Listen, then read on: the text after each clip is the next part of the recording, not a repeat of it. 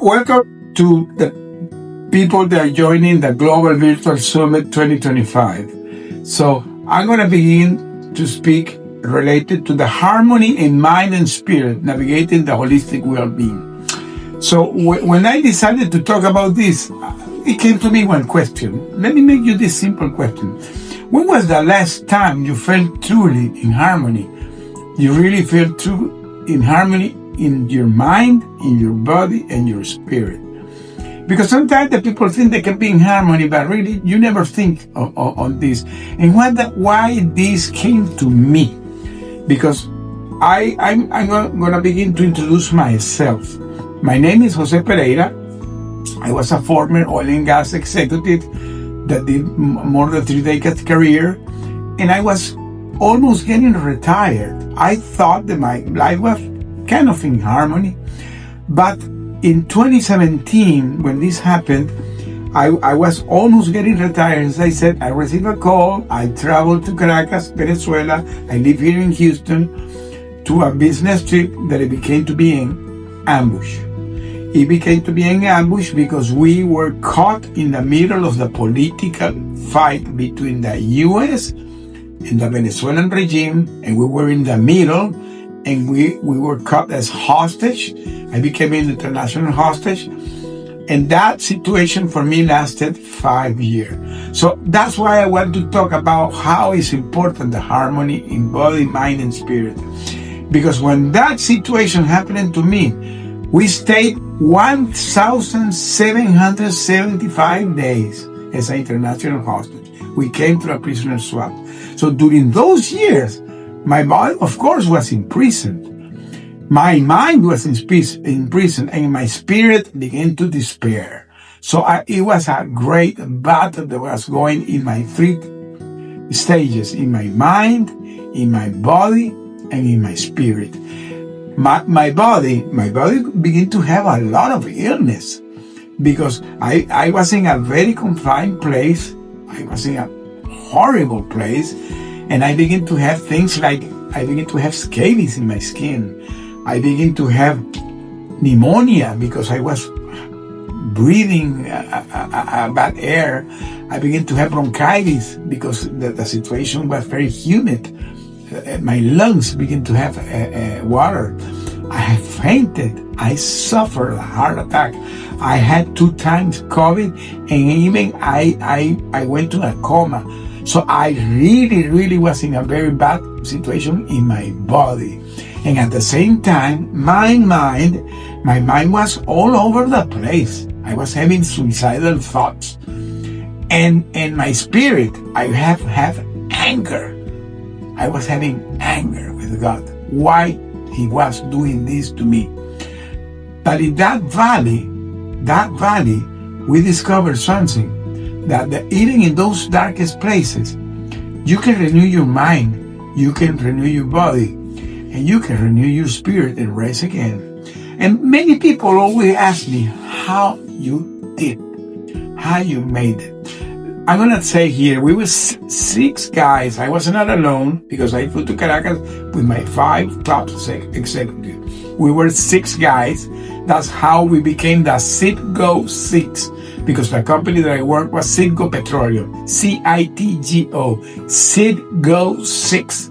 You can Google it and you will find our story. We became the Citgo 6, and we the first year were separated. All of us were separated. But after 1 year, we were put together. When that happened, it began to have several things in our process. Now we are together. We can cheer each other, we can support each other, and we decided to create a survival plan. One of my colleagues, he was a marathon runner. So he created a program to survive doing exercise. So we began to do daily exercise, and we stayed hours doing exercise. We begin to do push-up, we begin to do static running, we begin to do meditation, we begin to do stretching, we begin to do some technique that he used when he was training in his marathons. So we begin to shape our body. That first year, we were really in a very bad situation. We even was starving because there was no food. And after we were put together in the second year, our family began to provide the food because we were authorized to begin to bring food, because they began to have those negotiations between the governments, and they decided to authorize our family to provide food. When they begin to provide food after 1 year of starving and losing almost 100 pounds, we begin to have better alimentation. So during those days, we begin to receive healthy food. The person that was cooking to me was trying to be preparing healthy food. So even we were in that dark place, we begin to receive healthy food. Not only that, after I begin to receive the logistic of the food that we receive it during three days in the week. Every 2-3 days we receive the food. When I was returning the trash cans of the food, I begin to smuggle letters inside the cans, and those letters begin to be my survival plan, because I begin to read, I begin to write, and I begin to smuggle letters with my wife. And those letters, we stayed during almost 3 years smuggling letters, almost 3 years. And those letters became to be what today is my book. My book is called From Hero to Villain, is based on those letters. So that way we begin to not only cultivate our body, now we're having the opportunity to read and to write. So we begin to cultivate our mind. And now we are having conversations about the family, and we really begin to cultivate our mind. We change our mindset. So now we're having a better shape in our body, and now we're having a better shape in our mindset. And the third pillar was our spirit. So what did we decided to do? We decided to begin to pray, and we decided to begin to read the Bible, and we begin to do like Bible studies, and that began to cultivate our spirit. So now, even in that deepest, darkest place, we could renew our mind. We could fortify our body, and we could rise our spirit. So through the prayers, it became the resilience. And through those letters, those 1,000 letters that I wrote to my wife, I learned that the harmony doesn't have to be depending on the circumstance. You create your own harmony. And it came with our alignment also in our spirituality with God. We found our purpose. We begin to have faith, and that faith begin to infuse our mind and begin to anchor our spirit. The faith is the base of everything. So to have harmony in body, in mind, and in spirit, you need to have faith. So what is the challenge in talking here to the women? Because this is a conference that I see a lot of women. One of the challenge that women face today is that they had to be women, they had to be leaders, and they had to be caregivers, they had to take care of their family. They have a lot of things to do. So you ladies, really you carry so much. You need to work, you have to nurture your home, you have to take care of the community, and you still have to grow in spirituality. It's difficult in this time. So the world sometimes tells that you have to balance it at all. But the truth is that balance without harmony will leave you exhausted. So we live in a culture where there is a constant comparison. You know, that people are comparing themselves. And also there is a culture where we are praising the people to be multitasking. But multitasking sometimes can drive you to be burnout. I'm a multitasker. I try to avoid to be burnout. And let me tell you something, the way that you can avoid to get burnout is finding your purpose. Because when you're doing something purposely, when you're doing something that you really believe in it, you will not burn out because you're going to feel passion in what you're doing. And because it's not, you're going to feel like an empty cup. I was talking the other day with a friend, and she was telling me that if you want to find what is the passion of the people, in this lesson for the woman that had kids, see what your kids are playing.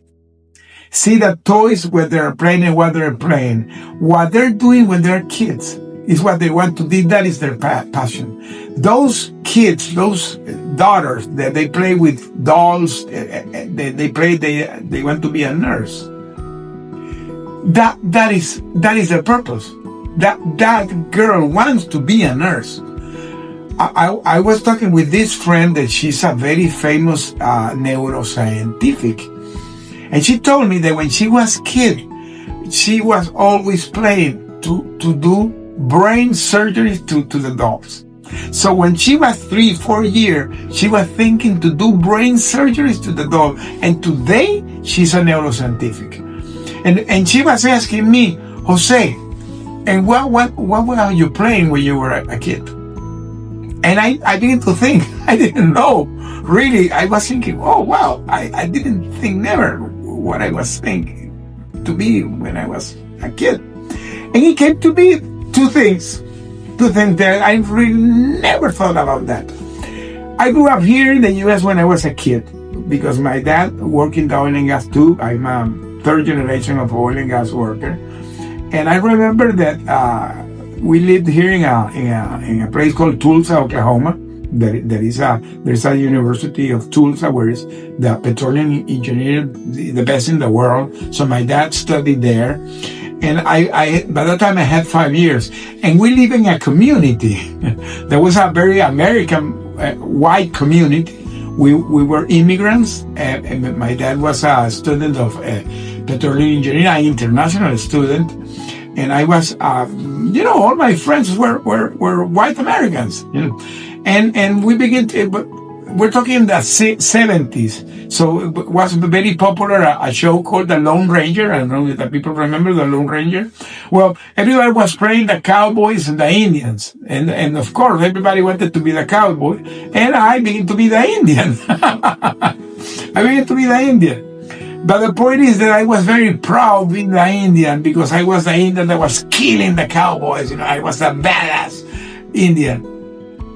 And I also tell her that I wanted to be an astronaut because my dad, one of his teachers, was an astronaut.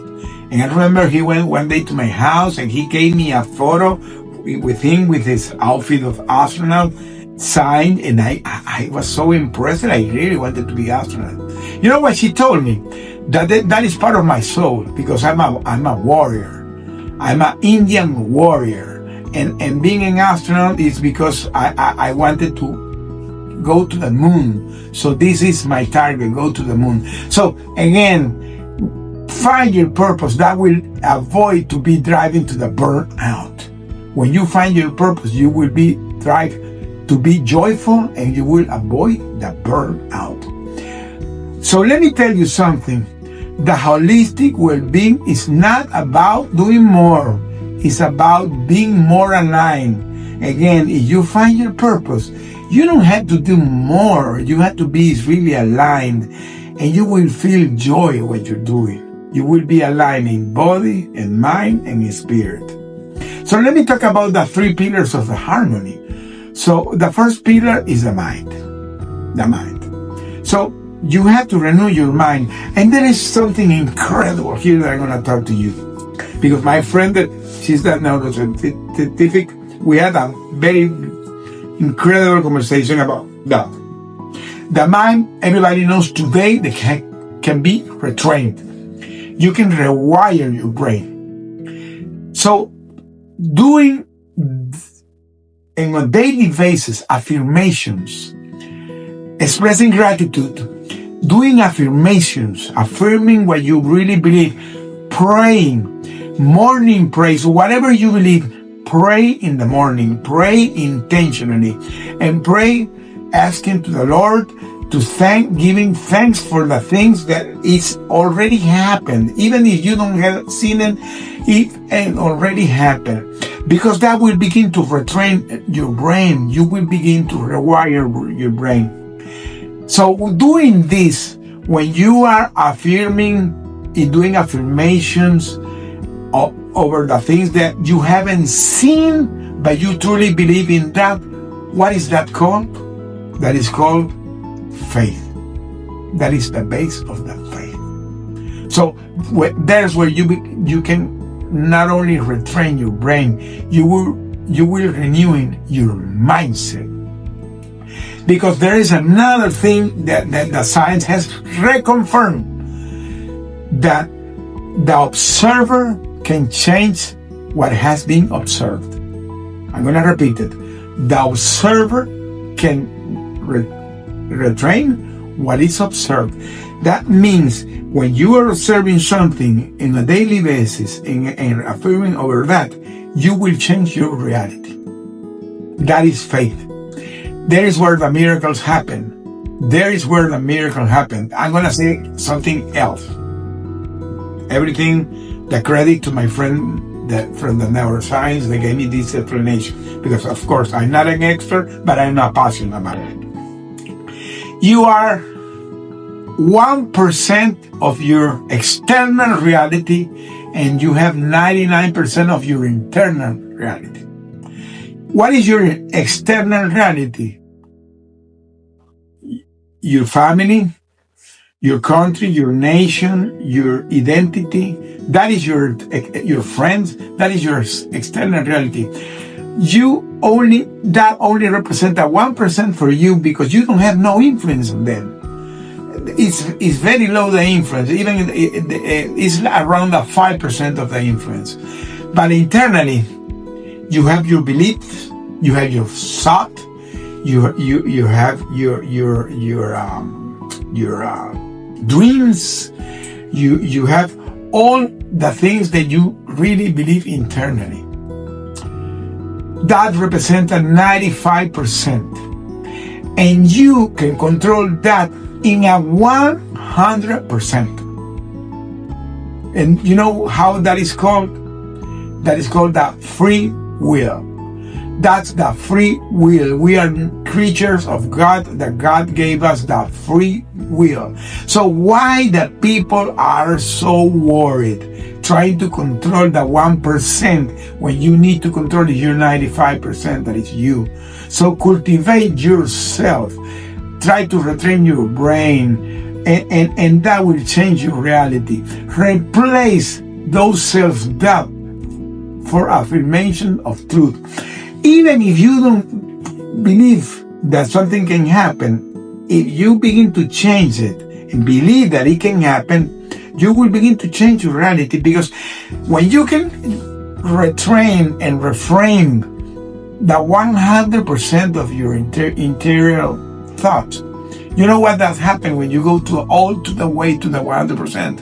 Is where the miracles happen. So there's where the manifestation of God. When God makes the impossible possible. There's where you see the miracle. There's where the people get sanity. There's where if you're having a cancer, it disappears. When you're having a problem in your heart and it's cured. When something that you didn't believe that could happen will begin to happen. So do these daily affirmations and pray intentionally. Replace the self-doubt. In this society today, it's so common that the people say you're not good enough, you're not gonna make it, you don't have the capability, you're gonna fail, that business is not gonna success. Replace that, and let me tell you else. Get out of the toxic relations, the toxic people. Get surrounded the people that affirm with you, that believe in you, and create your own atmosphere. So doing those daily practice, starting every morning with expressing gratitude, that will change your mindset. Because the scriptures say that you have to be transformed and renewed in your minds. That is Romans 12:2. So now comes the Spirit. The Spirit is the anchor of the faith. When you renew your mind, when you renew your beliefs and your faith, you're renewing your spirit. So whenever any storm hits, and believe me, the storms always will come. The storms always will come. You have a willpower. You need to have a spiritual grounding, because that's gonna make you support the storm. Walk through the valley. You will do it because we're gonna have the faith and the belief that it's gonna be supported by Him, by the Lord. So you will be in a storm, but navigated the storm with the support of the Lord. So that will make you be resilient. You will become resilient because the praying, meditation, worship, those things are extra fuel that will fuel your spirit. So during my captivity, I discovered that faith was the oxygen of my soul. I would not be here talking to you if I didn't have faith. And believe me, at the end of my captivity, in my 5th year, I'm gonna say something that happened to me. We were in the 4th year of our captivity, and we received one ambassador that came to visit us. And when he visited us, he told that they were having direct negotiation to get us released. I told him, I'm gone. I don't know when, but I'm gone. So I asked my wife to bring me a carry-on with some clothes, and I put it in a corner. And I stayed during 1 year talking to the carry-on. Be ready, you're gonna go in any moment with me. 1 year took me, but I began to do daily affirmation on that, and that carry-on came with me, and that made me grow my faith. Do daily affirmation to grow your faith. And now comes the body. Honor your temple. Rest, not with laziness, rest with obedience. Nourish every moment that you sleep, and have a mindful eating. So when the body is neglected, the mind and the spirit can be in harmony. So honor your temple. So when you honor your temple, do exercise, do morning walks, journaling, walk your dogs. Go and walk and take out your dogs. Do morning walks or do meditation. I do swimming in the night. So these 3 things cannot be separated. Body, mind, and soul are integrated. Remember, we are a spirit that has a soul that lives inside us, a body. That's what we are. We are 3 entities. We are a spirit that has a soul that lives in a body. That's what we are. So these 3 cannot be separated. They are all connected. So a strong spirit strengthens your mind. And a renewed mind brings peace to your body. And a healthy body creates a space for the spiritual growth. So the 3 are totally connected. So those practical steps that I'm going to share with you: morning walks, soccer pauses, protect your input, build a community, and have ending the reflection when you pray at the end. So coming to the end, because always almost coming to the end. Today, all these practices that I share, I put in this coaching program that I have here. Because my book, From Unit to Vision, became my reflection, but this became to be my coaching program. And I wrote another book that is called Unbreakable. It's outside right now, and it became an Amazon bestseller. This is 5 times Amazon bestseller too. So my 2 books are Amazon bestseller. This 5 times, the other 3 times Amazon bestseller. And my coaching program, I do this type of training. If you want to connect with me, joseconnect.com. Go to joseconnect.com and you can connect with me. So I invite you to renew your mind, to renew your spirit, to renew your body. And remember, when you do that, you will become unbreakable. I am unbreakable. My book is called Unbreakable. My coaching is called Unbreakable. And I became a TV host of a show called Unbreakable Leaders. So for me, unbreakable is everything in life. So said this, I'm coming to the end. joseconnect.com, you can find me. Go to joseconnect.com and you can find me for my speaking, my coaching, or my books. Thank you for having me.